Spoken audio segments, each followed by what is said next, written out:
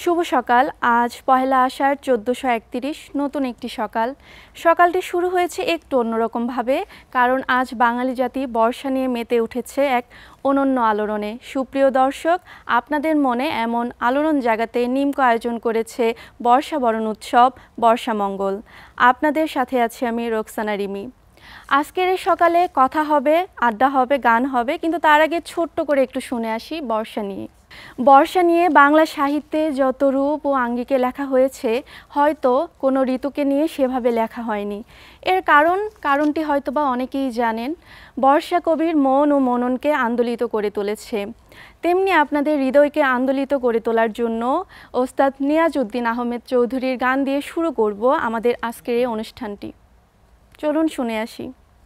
হয়তো দর্শকরা আমার মতো আপনারাও গানের মূর্ছনায় হারিয়ে গিয়েছিলেন। ঠিক এভাবেই হারিয়ে যেত আমাদের প্রিয় কথা সাহিত্যিক হুমায়ূন আহমেদ।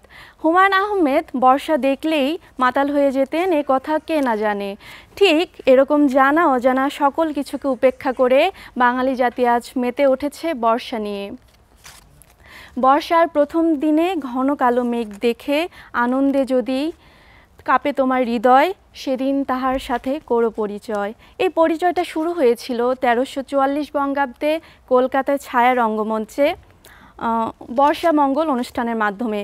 বর্ষামঙ্গলের মতো আপনাদের জীবনও মঙ্গলময় হয়ে উঠুক, এই শুভকামনা নিয়ে শেষ করছি আজকে আমাদের অনুষ্ঠানটি। আবার নতুন কোনো দিন, নতুন কোনো সকালে ফিরে আসবো আপনাদের মাঝে। সেই পর্যন্ত আপনারা ভালো থাকুন, সুস্থ থাকুন, আমাদের সাথেই থাকুন। ধন্যবাদ সবাইকে।